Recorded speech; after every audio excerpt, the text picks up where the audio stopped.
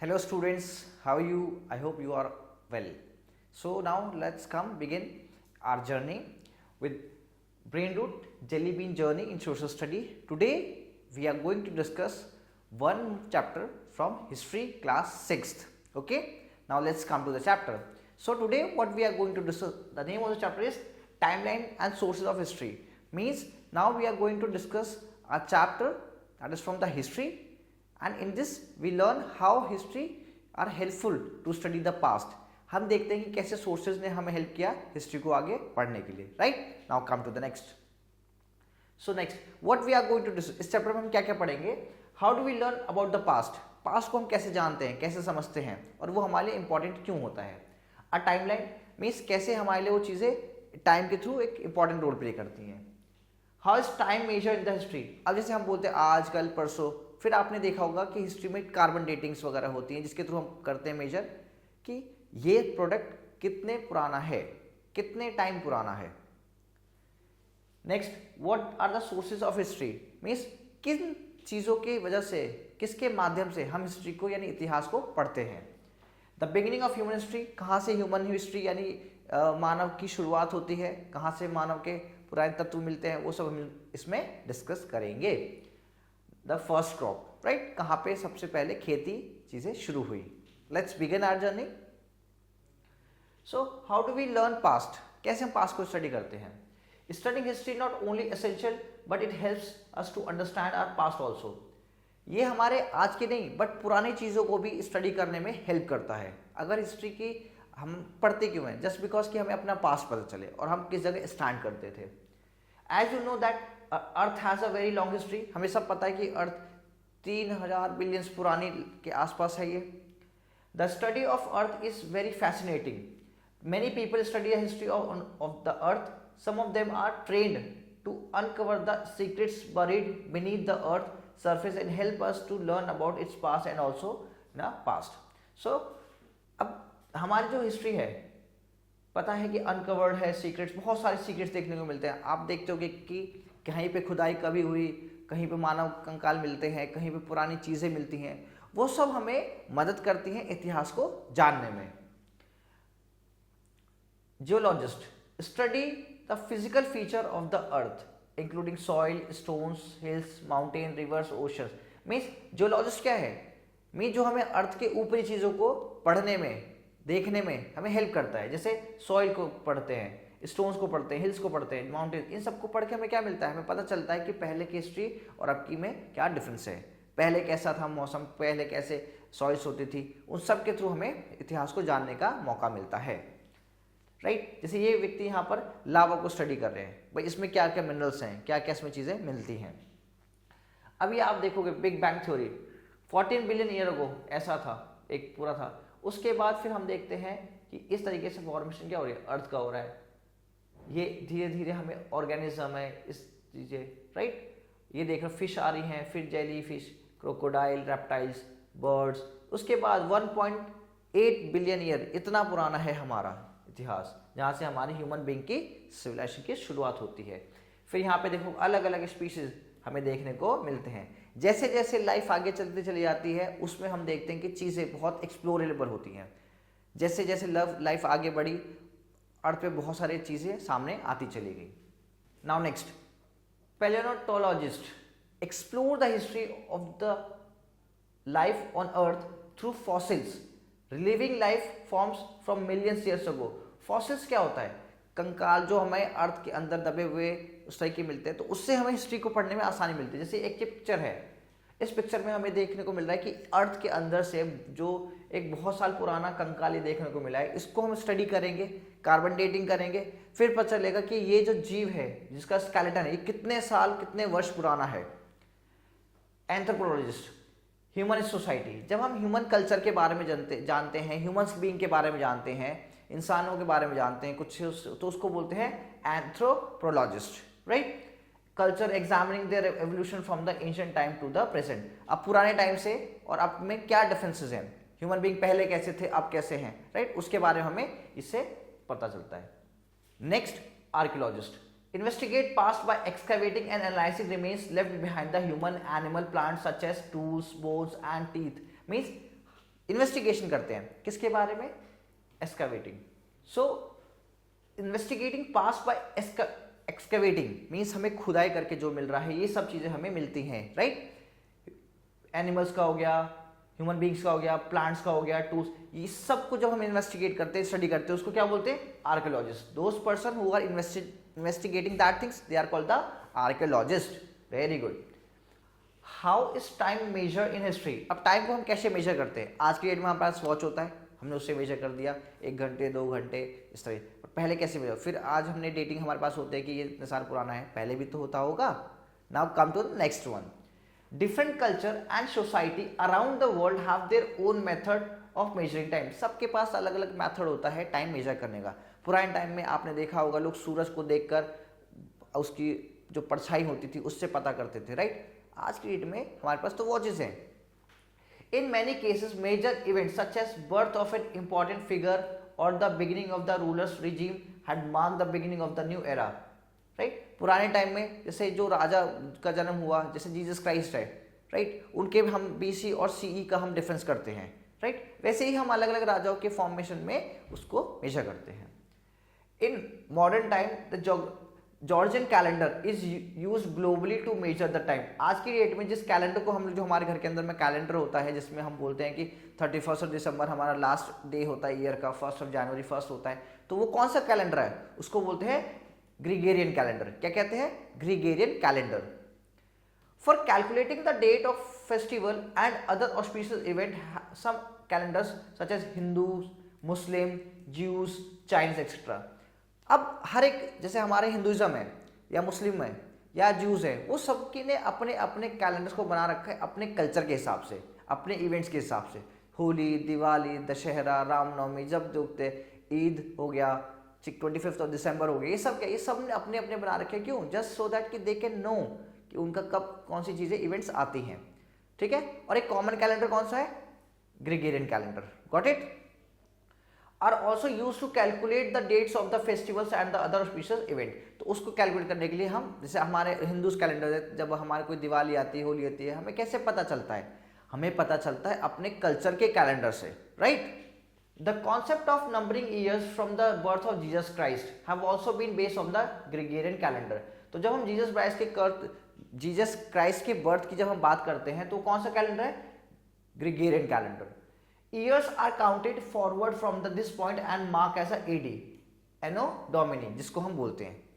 In Latin, phrase that refers to the year after the Jesus' birth, however, is now commonly referred to CE, that is called Common Era।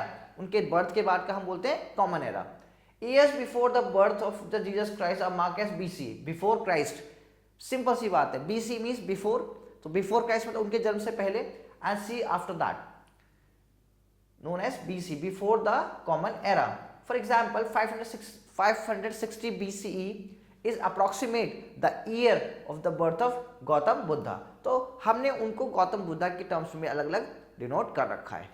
Now हम इसी चीज को एक diagram के हिसाब से समझते हैं, with the help of diagram हम इसको लर्न करते हैं। अब देखिए यहाँ पे 3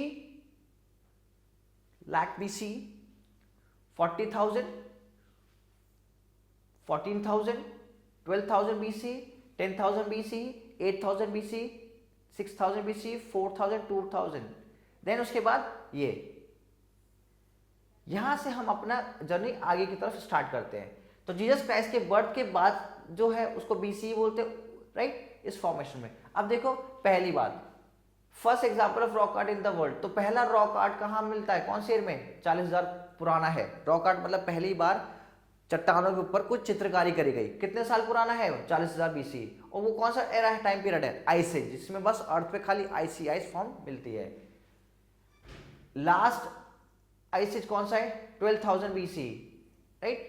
इतना है हमारे पास। अगर हम बात करें तो वो बेल्ट हो गई अर्थ और वो पिघल गई, और किसमें, वो एक कॉमन प्लेटफॉर्म में हमारे पास देखने को मिलती है जिसे हम अर्थ बोलते हैं, right. First settlement of the beginning of the agriculture, मतलब पहली बार हमें एग्रीकल्चर कब एविडेंसेस मिलते हैं, हमें मिलते हैं 8,000 साल पुराने। मतलब पहली बार हमारे को एविडेंस मिला कि लोगों ने खेती करना शुरू कर दिया था, राइट। 6,000 BC में क्या मिलता है हमें मिलता है पॉटरी टेक्नोलॉजी। पॉटरी मतलब कि जब हमने यहाँ पे देखिए 8,000 में हमने ग्रो करना सीखा, अब ग्रो करने के बाद हम उसको किसी चीज़ में भी तो रखेंगे। मान लिया आप सामान बाहर से लेकर आए, उसको रखने के लिए कुछ तो जरूरत है, तो वही पॉट, उसको बोलते हैं पॉटरी। तो पॉटरी टेक्नोलॉजी कब मिलती है हमें? 6000 BC में। फिर 4000 BC में क्या? Beginning of copper and world first citizen Mesopotamia. Mesopotamia आज की डेट में इराक की हम बात करते हैं, उस तरह की जगह को हम मेसोपोटामिया आज की डेट में बोलते हैं। तो मेसोपोटामिया का सिविलाइजेशन कब है? 4000 BC। और वहीं पे सबसे पहले क्या मिलता है? कॉपर, यानी कॉपर का हमने यूज करना एज अ मेटल में कन्वर्ट करके यूज करना शुरू कर दिया। गुड। नेक्स्ट, फिर 2000 BC में Indus Saraswati civilization. Indus Saraswati civilization मतलब कि इंडस वैली सिविलाइजेशन वर्ल्ड की one of the most and important and सबसे ज्यादा मतलब कह सकते हैं आधुनिक, मॉडर्न थी उस टाइम पे भी, ठीक। तो हम उसके बाद बोलते हैं कि हड़प्पन सिविलाइजेशन भी इसका हम दूसरा नाम जानते हैं। उसके बाद फिर बर्थ ऑफ बुद्धा हमारे यहाँ पे और जीसस का बर्थ, तो दोनों का बर्थ लगभग सेम एरा का ही बताया जाता है। 2000 BC में हम बात करते हैं वी आर हियर, तो हम आज प्रेजेंट में कहां पे? 2000 BC में, right. Timeline of some main events, ये पूरा हमारे पास टाइमलाइन हमारे पास सामने देखने को मिलता है। इंटरप्रिटेशन कुछ जान लेते हैं extra. Such calculation are simple but there is a catch, the Georgian calendar and there is no year, no zero year. तो हमें इसमें कोई नहीं बोलेंगे हाँ ये जीरो ईयर, नहीं, ऐसा नहीं है। The year 1 CE follow the immediate after the 1 BC, 1 BCE के बाद जस्ट 1 CE हो गया, राइट। तो ये हमारे पास एक थोड़ा सा कैलकुलेशन टाइप था, जिसको हम देखते हैं। अ timeline, next a timeline. A timeline are a graphic representation that shows event in a chronological order with a long bar labeled with dates during the all side। तो हमने क्या देखा उस ग्राफ रिप्रेजेंटेशन में कि एक लाइन थी, उसके बाद वो उस पे ग्राफ पे लाइन ड्रॉस थी। तो वो चीज़ें हमें देखने को मिली कि कैसे हमने एक क्रोनोलॉजी में, कैसे मतलब एक क्रम के अनुसार हमने चीज़ों को समझा। It can help people understanding the sequence of historical events from the beginning of humanity to the present day। तो उसमें हमने देखा कि कैसे पहले लाइफ थी, पहले आइस एज था, उसके बाद कैसे कन्वर्ट हो गया एक प्रेजेंट फॉर्म, मतलब कि अर्थ में पानी आया इस तरह से। उसके बाद देखा आपने लोगों ने सिविलाइजेशन स्टार्ट किया, एग्रीकल्चर स्टार्ट हुआ, पॉटरी स्टार्ट हुआ, सेटलमेंट हुआ। तो वो हमें एक सीक्वेंस से मिलता है, जिससे हमें पता चलता है टाइमलाइन के थ्रू हमें पता चलता है कि कैसे हिस्ट्री पहले थी और अब कैसे वो हिस्ट्री है, ठीक है। A few important landmarks are usually highlighted, जिसकी देखो हाईलाइटेड की जरूरत क्यों होती है लैंडमार्क्स, ताकि हम उसमें डिफ्रेंशिएशन कर सकें, उसमें थोड़ा सा हम डिफरेंस कर सकें। अच्छा ये टाइम ये है, ये टाइम ये है। Timelines used to mark significant date, terms, figure and events. तो टाइमलाइन के थ्रू हम डेट बता देते हैं, पॉटरी का ये वाला था, एग्रीकल्चर का ये वाला था, जीसस क्राइस्ट का बर्थ तब हुआ, बुद्धा का बर्थ तब हुआ, ऐसे हमने इसको फॉर्म्ड करा। Many Indians calendars rely on the position of the sun and the moon। तो जब हम देखते हैं कि भाई हमारे यहाँ पे वेदर चेंजेस होते हैं, तो उस वेदर चेंजेस के हिसाब से ही हमने कैलेंडर के इवेंट्स को भी चेंज किया है। जैसे इंडियन कैलेंडर की बात करें तो वो सन और मून की उस पर डिपेंड होता है, राइट। जैसे सन चेंज होता है तो उसके हिसाब से हमारे कोई फेस्टिवल आ जाएगा, राइट, वो चीज़ें हैं। तो जो फेस्टिवल्स आते हैं वो सीजनल चेंज है, उसके हिसाब से हमारे वेदर चेंजेस होते हैं, और फिर उसके बाद हम देखते हैं कि हमारा जो लाइफ है वो भी थोड़ा डिफरेंट हो जाता है, राइट। अब पंचांग, इसको याद रखना, panchang is a book of tables which lists the days of each month along with the astronomical dates. तो हिंदू कैलेंडर में पंचांग होता है, हिंदू कैलेंडर के समय पंचांग है, और वो पंचांग हमें हेल्प करता है डेट और इवेंट्स को जानने में। उसके अंदर फेस्टिवल भी आते हैं और डेट्स भी सारी आती हैं। Solar and lunar eclipse are the predicted, these calculation panchang are widely used in the India to provide the prediction dates and time। तो जो लूनर हो गया, यानी कि हम ग्रहों की बात करते हैं, जब सूरज जब अपनी दिशा परिवर्तित करता है, चेंज करता है, तो हम में उस सब में पंचांग की हेल्प लगती है। पंचांग के थ्रू ही हम बता पाते हैं कि किस तरीके से इस पंचांग ने हमें हेल्प किया है स्टडी करने में इंडिया के पूरे कैलेंडर्स को। What are the source of history? अब हिस्ट्री को हम कैसे पढ़ते हैं, किन सोर्सेज के थ्रू हम हिस्ट्री को स्टडी करते हैं। Every object or structure tell a story and is a like a piece of jigsaw puzzle। Jigsaw puzzle मतलब कि जो अलग अलग एक होता है, बिखरा हुआ होता है, जब आप उसको जोड़ोगे तो एक फिर वो चीज़ें सॉल्व हो जाती हैं। The object that you are seen around your houses convey something the history of your family. Similarly, historical events can be pieced together from a various sources. जैसे आपकी फैमिलीज होती है, ये हमारे चाचा दादा मिलके सब फैमिली बन गए, वैसे यहाँ पर है कि हिस्टोरिकल इवेंट्स, जो इवेंट्स होते हैं उसके थ्रू हम क्या करते हैं, हम चीज़ों को इकट्ठा करते हैं। अब आ जाइए सोर्सेज ऑफ हिस्ट्री में। तो इंडियन लिटरेचर मतलब ऐसे सोर्सेज जिससे इंडिया का ही उसमें तांता है। जैसे आपका आ गया यहाँ पे पोएम्स हो गए, प्रेयर्स हो गए, हिस्टोरिकल टेक्स्ट हो गए, कलेक्शन ऑफ स्टोरीज हो गए, साइंटिफिक टेक्नोलॉजी, वेदास एंड इतिहास। वेदास मतलब वेद, जिसके अंदर ऋग्वेद, सामवेद, अथर्ववेद और सोमवेद, ये सारे वेद हमें उसमें मिलते हैं। ऋग्वेद, सामवेद, यजुर्वेद और अथर्ववेद, ये हमारे 4 वेद हैं। इन्होंने हमें हेल्प किया स्टडी करने में पास्ट को। फिर पोएम्स एंड प्लेस, जैसे अगर हम बात करें पुरानी कथाएं हो गई, फिर पंचतंत्र हो गया, राइट। उसके बाद हम बात करें कि रामायण हो गई, महाभारत हो गई, ये सब क्या हो गया, इंडियन लिटरेचर हो गया। फॉरेन अकाउंट्स, ट्रैवलर ब्लॉग्स और हिस्टोरिकल क्रॉनिकल्स, मीन्स जो हमारे यहाँ पे विदेशी आए उन्होंने कुछ लिखा, राइट। फाहियान, वैनसांग, ये कितने सारे हमारे यहाँ पे है और उन्होंने लिखा, तो हम उसके थ्रू भी हम चीज़ों को स्टडी करते हैं। नेक्स्ट ओरल मतलब जिससे हमें लिखा हुआ सोर्स हमें बस एक दूसरे के थ्रू पता चला है बोल के। जिनोलॉजिकल और फोकलोस मतलब किसी की पुरानी कहानियाँ हो गई, उसको हमने देखा। फिर आर्कियोलॉजिकल सोर्सेज मतलब जिसके थ्रू कोई ह्यूमन बीइंग का रिमेन्स हो गया, या किसी जानवर का रिमेन हो गया, या किसी प्लांट का हो गया, उसके थ्रू हमने हिस्ट्री को स्टडी किया है, उसको बोलते हैं आर्कियोलॉजिकल स्टडी, राइट। जैसे मॉन्यूमेंट्स हो गए, माउंट्स हो गए, कोई पत्थर आकृति, उसको हमने स्टडी करा। एक्सकवेशन में क्या है, human and animal plants remains, उन दोनों के रिमेन्स मिलते हैं, उसको स्टडी करते हैं। टूल्स, वेपन्स, उस टाइम पे जो लोग रहते होंगे वो कुछ ना कुछ खाते भी होंगे, चीज़ों को यूज़ करते होंगे, राइट, वो चीज़ हो गई। फिगरीज एंड ऑर्नामेंट्स मतलब किसी का स्टैचू हो गया, फिर कोई ऑर्नामेंट्स हो गए, मतलब प्रीशियस स्टोन हो गया, वो सब हमें देखने को मिलता है। उससे पता चलता है उस पुराने समय में चीज़ें लोग क्या यूज़ करते थे और चीज़ों की कितनी वैल्यू थी, ठीक। Potteries and toss, habitation and burials. Potteries मतलब वो जो कुछ खाते होंगे तो किसी जगह पे स्टोर भी करते होंगे, वो पॉटरीज के हमें रिमेन्स मिले हैं, यानी हमें बस एविडेंसेस मिले, टॉयज मिले हैं। फिर हैबिटेशन है, कैसे लोग एक जगह रहते थे, उनका पूरा स्ट्रक्चर, किस तरीके के उनके घर होते थे, कहाँ से उनका जाना था, तो कहाँ से जाते थे, कैसे वो मतलब उनके यहाँ पे कुएं होते थे, कुओं का यूज़ करते थे। फिर लोग कैसे बरी करते थे, यानी लोग मरने के बाद लोग उनको दफनाते थे, उनका दफनाए का स्ट्रक्चर थोड़ा डिफरेंट था, राइट। इंस्क्रिप्शंस मतलब जो भी हमें रिटर्न फॉर्म में मिला, पर किसके फॉर्म में, मैन्युस्क्रिप्ट, जो कागजों पे लिखने से पहले जो ह्यूमन बीइंग ने जो लिखा उसको बोलते हैं मैन्युस्क्रिप्ट, पेपर से पहले लिखा हुआ सोर्स। दूसरा कॉपर प्लेट्स, कॉपर की प्लेट्स होती थी, लोग उस पर स्टैम्प मार देते थे, राइट, मोहरे मार देते थे, जिससे हमें पास एविडेंसेस मिलते हैं। फिर कॉइन्स मतलब सिक्के, सिक्कों पे आकृति होती थी और वो आकृति से हमें पता चलता था कि वहाँ पे कौन से, अगर किसी जानवर की है तो मतलब वो जानवर उस टाइम पे इंपॉर्टेंट होता था, किसी अगर मेल की है, आदमी की है, तो मतलब आदमी उसमें ज़्यादा रहते थे, किसी फीमेल की है तो मतलब वो फीमेल डोमिनेटेड सोसाइटी थी। ये हमें हेल्प करता है। History some piece of the puzzle might be missing, कई बार होता है कि कोई पजल उसमें हिस्ट्री में से कुछ मिस हो जाता है, होता है कि क्या पता किसी ने कुछ लिखा हो और वो खत्म हो गया हो, या किसी ने कुछ लिखा हो वो टूट गया हो। तो हिस्ट्री में सबसे बड़ा हमारे पास प्रॉब्लम आता है कि जब उसमें से कुछ चीज़ें मिसिंग होती है तो हमें हिस्ट्री पढ़ने में प्रॉब्लम होती है। It bring together the primary source of history, right. You do not need to remember all the right theme right now. We will use some of them as we go along.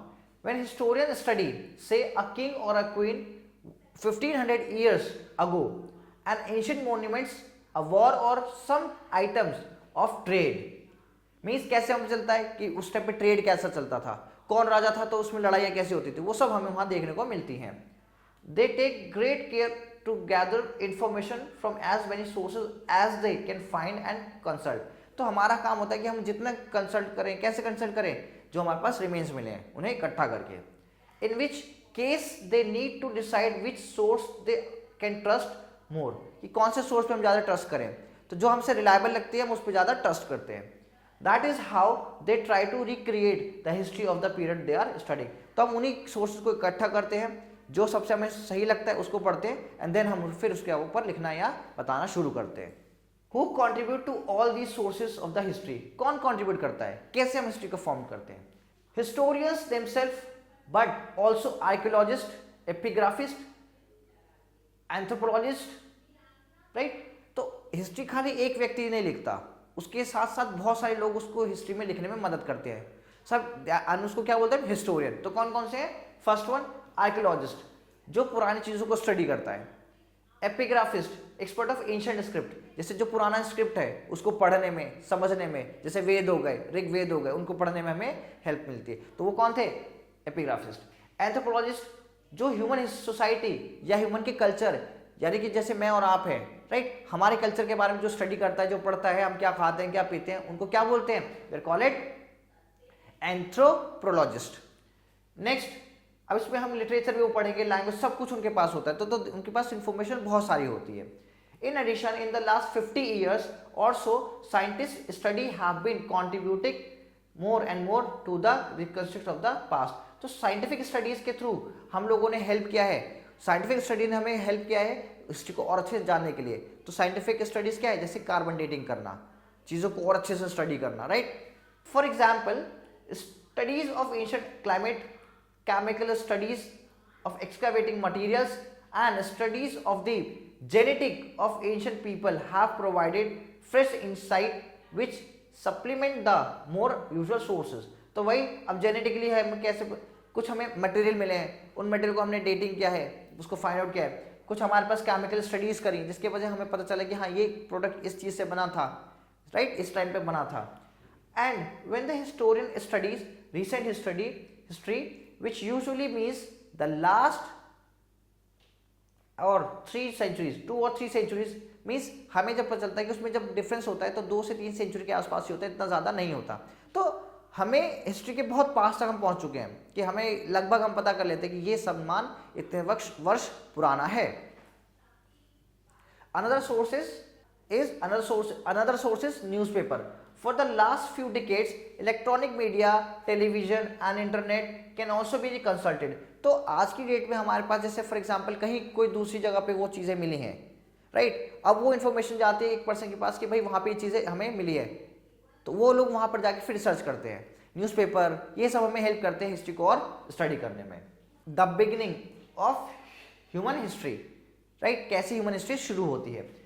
Human history is the recorded of the human kid from a prehistory to the present, prehistory to present। तो ये history को हमने differentiate किया है। Differentiate कैसे किया है कि भाई प्री हिस्ट्री क्या होता है और present, right. Modern human evolve in Africa around 3 lakhs year ago. मगर अगर हम बात करें कि मॉडर्न जैसे हमारा आज का स्ट्रक्चर है प्रॉपर, या पूरा तो नहीं बट हाँ, ह्यूमन बीइंग के सिविलाइजेशन का स्टार्ट कहाँ से होता है? 3 lakh years ago. Early human face many challenges from the nature and live in a band और a group to help each other. आज के ह्यूमन की सिविलाइजेशन में और पहले के ह्यूमन सिविलाइजेशन में बहुत ज़मीन आसमान का फ़र्क है। क्यों फ़र्क है? आज हमारे पास हर चीज़ अवेलेबल है, पुराने टाइम में कुछ भी अवेलेबल नहीं था, उन्हें अपने आप उस चीज़ों को बनाना पड़ रहा था, फॉर्म करना पड़ता था, राइट। दे वर हंटर गैदरर्स। वो क्या करते थे? वो हंट करते थे और एक जगह रुकते थे थोड़े दिन, फिर उसको यूज़ करते थे, फिर आगे जाते थे। They live in a nomadic life. Nomadic life मतलब जिनकी लाइफ सेटल नहीं होती, जो एक जगह पे नहीं रहते, दे कीप मूविंग, वो हमेशा मूव करते रहते हैं in search of food, in search of settlement और अदर चीज़ों के लिए। Move from one place to another place in search of food, water and shelter, खाने के लिए, पानी के लिए और घर के लिए। दे कलेक्ट एडेबल प्लांट्स, मतलब जो खाने के लिए चीज़ें होती हैं, जैसे मान लो सेब कुछ भी हो गया उस टाइम पे, तो उसके लिए वो सर्च में रहते हैं हमेशा। And fruits for their survival. तो वो इन चीज़ों में रहते हैं कि जहाँ से उनको सामान मिल जाए वहाँ से उन्होंने कलेक्ट किया और उसको अपने पास रख लिया।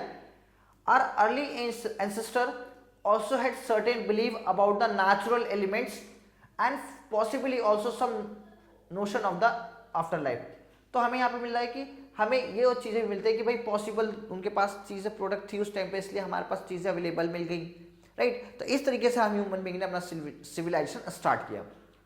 Early humans live in a caves or a simple huts or communicating with each other using language that are now lost। तो उस टाइम पे लोग किसी हट में रह गए। अब हट तो बात का कॉन्सेप्ट है, पहले जहाँ पे गुफा मिली वहीं पे वो रह गए, ठीक है। जब ह्यूमन बीइंग थोड़े से और ज़्यादा समझदार हुए, उन्होंने अपने स्टे बने, हट बनाना शुरू करा, झोपड़ी बनानी शुरू करी, उसमें वो रहने लगे। और वो उस टाइम पे लैंग्वेज जो यूज़ करते होंगे हमें नहीं पता आज की डेट में कि वो क्या यूज़ करते होंगे, बस हमें उनके बारे में इसलिए जानने को मिलता है क्योंकि जहाँ वो रहते थे उन्होंने वहां पे कुछ ड्रॉ कर दिया, कुछ बना दिया, जिसकी वजह से हमें थोड़ा बहुत एविडेंसेस मिलते हैं, राइट। दे यूज फायर, यानी आग को यूज करते थे, start making object like stone x, arrowheads and other tools which made their life easy. तो जब पहला अगर हम बात करें, सबसे पहला इवोल्यूशन जिसके बाद हमारी क्रांति आई, या कह सकते हैं एक बड़ा चेंज आया ह्यूमन बीइंग की लाइफ में, तो सबसे पहला था फायर। आग के बाद उस टाइम के इंसानों के अंदर थोड़ा सा एक चेंज आया, उन्होंने मांस को पकाकर खाना शुरू करा, चीजों को अलग फॉर्म बनाना शुरू करा, तो ऐसे करके ह्यूमन बीइंग की लाइफ में थोड़ा चेंज आया, right. They also lit fire to protect themselves from the animals. अब वो फायर यूज करते थे कुछ पकाने के लिए और दूसरा कुछ बनाने के और एनिमल्स से दूर रखने के। जब आपने देखा होगा एक एनिमल आग से डरता, तो वो लोग उस आग को यूज करते थे अपने आप को बचाने के लिए। In the cause of their life are visible in a rock painting. अब हमें उनकी लाइफ के बारे में पता चलता है थ्रू द पेंटिंग। और कहाँ पे करा उन्होंने? केव्स के अंदर में। This painting show simple figure और सिंबल, मतलब सिंपल ही था, उसमें कुछ अलग सा नहीं था, उन्हें जैसे बनाना आया उन्होंने अपनी तरह से बेस्ट बनाया। Other are detailed and represent the painting from the human और द एनिमल्स। तो उसमें एनिमल की आकृति बनाई, जानवर बनाया, ठीक है, ह्यूमन बीइंग ने अपने आप को पेंटेड किया इस तरीके। तो उससे पता चलता है कि उस टाइम पे कौन से जानवर होते थे। With the time they learn how to make ornaments from stone or shell and created pendant from an animal's teeth and which they traded with other groups। तो जैसे जैसे लाइफ आगे बढ़ती चलेगी वो समझदार होते चले गए, उन्होंने अपने टूल्स को और अच्छा बनाया। अच्छा बनाने का मतलब क्या था? ताकि वो चीज़ों को बहुत अच्छे से समझ सके। उन्होंने प्रोडक्ट बनाने यूज करे, एनिमल्स की स्किन से कुछ ना कुछ बनाना शुरू करा, और फिर उन्होंने उसके साथ अपना ट्रेड यानी कि लेन देन और व्यापार शुरू कर दिया, right. Over thousands of years, Earth climate has gone through many changes। हम देखते हैं कि अर्थ का जो क्लाइमेट है वो चेंज होता रहता है, राइट। आज भी हम देखते हैं कि ये चेंजेस हो रहे हैं। तो उस टाइम पे भी जब चेंज हुए तो चीज़ों में बहुत सारा अर्थ पे परिवर्तन आया, including ice age and when the large part of the earth were covered with the last ice age lasted from 1 lakh years ago and about 12,000 years ago. तो इतना ज़्यादा टाइम पीरियड में क्या आइस एज था पूरा, right. After the ice age, as the climate warmed, the human began to settle down and cultivate crops like cereals and grains। उसके बाद जब ये बर्फ कम हुई, आइस एज खत्म हुआ, तो आइस एज के बाद थोड़ा सा नॉर्मल टेम्परेचर हुआ, राइट। तो ह्यूमन बीइंग ने फिर सेटल शुरू, है ना, इंसानों ने एक जगह रुकना शुरू कर दिया। इंसान जब एक जगह रुकता है तो उसको खाने के लिए और उसके घर भी चाहिए, तो उसने अपने घरों को भी बनाना शुरू करा और उन्होंने फिर खेती करनी भी शुरू करी, राइट। अनाज कुछ ग्रो करा उन्होंने। They domesticated animals such as cattle, goats, allowing communicating to group in size। फिर उन्होंने जब वो एक जगह पे रुकने लगे तो उनके साथ जो जानवर थे वो भी घुल मिलने लगे, जैसे गाय हो गई, भैंस हो गई, राइट, बफलेस हो गए, वो उनके पास रहने लगे। उन्होंने उनको डोमेस्टिकेट किया, राइट। और डोमेस्टिकेशन में दोनों मतलब हो सकते हैं, या तो उन्होंने उनको यूज करते होंगे उनके दूध के लिए या स्किन के लिए, राइट, किसी भी तरीके से। तो उन्होंने जानवरों को अपने पास रखना शुरू करा और फिर उन्होंने एक ग्रुप यानी एक ग्रुप बनाना शुरू करा, मतलब एक सोसाइटी टाइप बनाना उन्होंने शुरू कर दिया। The first crop, the most community settle near rivers because fertile soil and easy access to water making farming easier. तो लोगों ने कहाँ पे सेटल होना शुरू करा? रिवर के पास में। क्यों? क्योंकि वहां पे पानी का मिलना बहुत आसान होता है। दूसरा, जब वहां पे फ्लड आता है या पानी जमा होता है तो वहां की जो सॉइल होती है बहुत ज्यादा फर्टाइल यानी बहुत ज्यादा वो उपजाऊ होती है, राइट। अब वहां पे उन्होंने फार्मिंग शुरू कर, यानी वहां पे उन्होंने खेती करना शुरू कर दिया। लीडर और Chieftain were responsible for the community wellbeing, work for the group. अब उसी में से कोई ना कोई एक लीडर बन जाता है और वो क्या करता है? वो ग्रुप को लीड करता है, वही बताता होगा कि हमें किससे ट्रेड करना है, किससे नहीं करना, क्या उगाना है, क्या नहीं उगाना, कैसे हमें वहां पे रहना है। तो वो एक ग्रुप में एक लीडरशिप शुरू हो गई। Land was and people collected, shared and worked for the group with no concept of individual ownership। पर वहां पे इंडिविजुअल ओनरशिप की नहीं थी, वहां पे सब लोग ग्रुप में रहते थे, सबका उसमें शेयर होता था। As time went by, hamlets grew into sizable villages that exchange goods। तो वहां पे क्या हुआ? लोग ग्रुप फॉर्म होने लगे धीरे धीरे और उन्होंने अपनी चीजों को एक दूसरे से एक ग्रुप है जो मान लो वो औजार बहुत अच्छे बनाता है, एक ग्रुप है उसके पास डोमेस्टिकेशन ऑफ एनिमल्स हैं, एक ग्रुप है जो अनाज उगाता है, तो ये सब ग्रुप आपस में एक्सचेंज करना शुरू कर देते हैं। Mostly food, cloth and tools. तो ज्यादातर क्या एक्सचेंज करेंगे? खाने पीने का सामान और ओढ़ने का, पहनने का। Slowly, network of communication and exchange were established among those village and some of them grew into the small town. अब जब वहाँ के लोग ज़्यादा निपुण हो गए, बहुत अच्छे हो गए कलाकृति में, टूल्स अच्छे बना रहे हैं, तो वो किस में कन्वर्ट होते चले गए? वो टाउन्स में, छोटे छोटे शहरों की तरफ वो बनना शुरू हो गए, right. New technology appeared, for example pottery for making pots and other clay objects using metals, copper first, iron later, which help make durable tools, objects of daily usage and ornament. उसके बाद चीज़ें और अच्छी होती चली गई और लोगों ने अपने आप में बहुत ज़्यादा इम्प्रूवमेंट किया. लोगों ने बहुत अच्छी अच्छी चीज़ें बनानी, उन्होंने कॉपर बनाना शुरू करा, बाद में फिर उन्होंने आयरन भी यानी कि लोहा भी बनाना शुरू करा, और इसने बहुत बड़ा रेवोल्यूशन यानी बहुत बड़ा चेंज लेकर आया. कहाँ पे? ह्यूमन बीइंग की लाइफ में.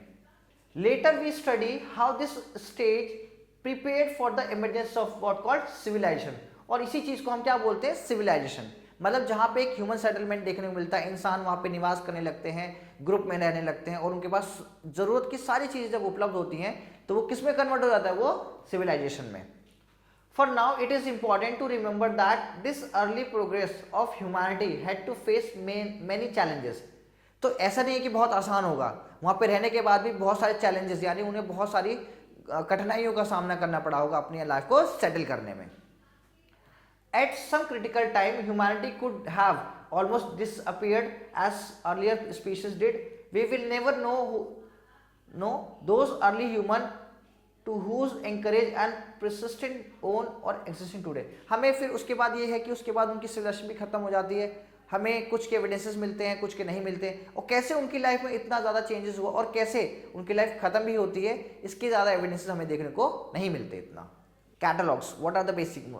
Era means a distinct period of time. मतलब एरा मतलब होता है एक टाइम पीरियड जहां पे उसका डिफाइंड होता है. फॉसिल्स मतलब जो रिमेन्स होते हैं, मतलब हमें किसी चीज़ों के इंप्रेशन मिल गए, इंप्रेशन ऑफ फुटप्रिंट्स और पार्ट्स ऑफ प्लांट्स और एनिमल दैट आर फाउंड. जो हमें बहुत किसी बड़ी चीज़ों के नीचे मिल गया, दबा हुआ मिल गया, किसी जानवर का हो गया, किसी इंसान का हो गया, जो रिमेन्स मिलते हैं बॉडी के, they are called the fossils. Preserve with the layers of the soil and rock. और कहाँ वो प्रिजर्व हो जाते हैं? जैसे मान लीजिए आज की डेट में अगर यहाँ भूकंप आ जाए और हम दब जाए, तो इस लेयर पे लेयर जब बाद में कोई अगर एक्सकवेट करता है तो हमें उसको हमारे रिमेन्स मिलेंगे, तो उसको क्या बोलेंगे? फॉसिल्स बोलेंगे. After life, a life that begin after the death. Simple, मरने के बाद जो लाइफ शुरू होती है. हैमलेट, अ स्मॉल सेटलमेंट और अ स्मॉल विलेज. छोटे से गाँव को, छोटे से विलेज को हम क्या बोलते हैं? Hamlet. Welfare, health, prosperity and wellbeing. जब कोई बहुत अच्छे से रहता है, प्रोस्पेरिटी शो करता है, उसको हम वेलफेयर बोलते हैं. Historian, a person who study and right about the past. एक इंसान जो पढ़ता है, स्टडी करता है और फिर हिस्ट्री को हमें लिखने में हेल्प करता है. Moving from one place to another place is called nomadic. जब इंसान एक जगह पे नहीं टिकता, वो हमेशा मूव होता रहता है, तो उसको हम क्या बोलते हैं? नोमैडिक. डिपिक्टेड, शोन और रिप्रेजेंट इन अ पिक्चर और अ ड्राइंग. हमें शोन होता है, पिक्चर्स फॉर्म्ड होती हैं, ठीक है. Domesticated, tamed animal kept for farming and companionship. Means हमारा साथ देने के लिए, उसके लिए होता है. Civilisation, a society with developed cities, culture and the technology. जहाँ पे सिटी बन जाए, कल्चर वहाँ पर हो और एक टेक्नोलॉजी, तो उसको बोलते हैं सिविलाइजेशन. मतलब लोगों को कुछ ना कुछ बनाना आ जाए, उनके पास एक कल्चर हो, they are called civilization. Now it's time to जज आवर नॉलेज. एंड देखते हैं आपने कितना ध्यान से मेरे लेक्चर को देखा, राइट. तो लाओ एक एक्सरसाइज करते हैं, उसके थ्रू हमें पता चला कि हम कितना समझते हैं. Choose the correct option. First है चूज द करेक्ट ऑप्शन. तो timeline runs first. Timeline runs from beginning of humanity to the present, right? Humanity से ये. Many people study the history of Earth, right? Modern human evolved in Africa dash year ago, 3000 years ago. क्योंकि शुरुआत सब बात करते कि हम human being का पहला सिविलाइजेशन कहाँ से स्टार्ट होता है? वो अफ्रीका से. तो कितने? 3 लाख पुराना. Dash metal is use for first making object. कौन सा ऑब्जेक्ट था फिर? वो कॉपर, राइट. कॉपर सबसे पहले हमारे यहाँ पे शुरू होता है. Now we have to do flips. Small settlement grow into sizeable village that exchange goods. First, small settlement. Second, we can put together through historical events through a source of historian, right? Answer is historian. The study of history is systematic study. Systematic study. In modern time, Gregorian calendar is used. Many Indians calendars rely in the position of sun and moon. Right? We have completed the fill-ups. Now it's turn to true and false. Right? A period of 1000 years called millennium. No, it is called century. When it is 1000, then it is called millennium. Okay, this statement is false. The idea of numbering year beginning after the death of Jesus Christ, no, it is false. It is before of that. उससे पहले ही हमें था. Human history is the period of humankind. True. Yes. Ice age is when the earth is covered with ice. True. Last one, the sources may not give contradiction from here. False. Right? Now we have completed this. Now we done our short work. Now it's time to these question answer. You have to do these your own self so that you can assess or judge, ताकि आप जान सको कि आप कितना आपको आता है. You have to do yourself these questions, right? Who are paleologist? Define timeline. What does Panchang shows? What is the work of leaders in the community? How does a picture show that are found in the caves? So these are the some question. Means कि how timeline help क्या करता है हमें study करने में सारा का समय. दूसरा paleologist means basically study about the things. पंचांग हिंदी कैलेंडर जो हमारा होता है जिसके थ्रू हम लोग अपने चीज़ों को फॉर्म करते हैं. Work of the leader community कि भाई क्या ग्रो करना है, राइट, कहाँ ट्रेड करना है, कहाँ पे सेटलमेंट करना है. Picture shows found. फिर पिक्चर से क्या पता चलता है कि इन दैट एरियाज वो कैसे प्रैक्टिस करते थे, कैसे एनिमल्स होते थे, क्या कैसे रहते थे, right. Now so that's all for today's session. I hope you like that session. मुझे लगता है कि आपको ये अच्छा लगा होगा और आपको चीज़ें समझ में आई भी होंगे. So childrens, stay tune for the next video. Thank you so much.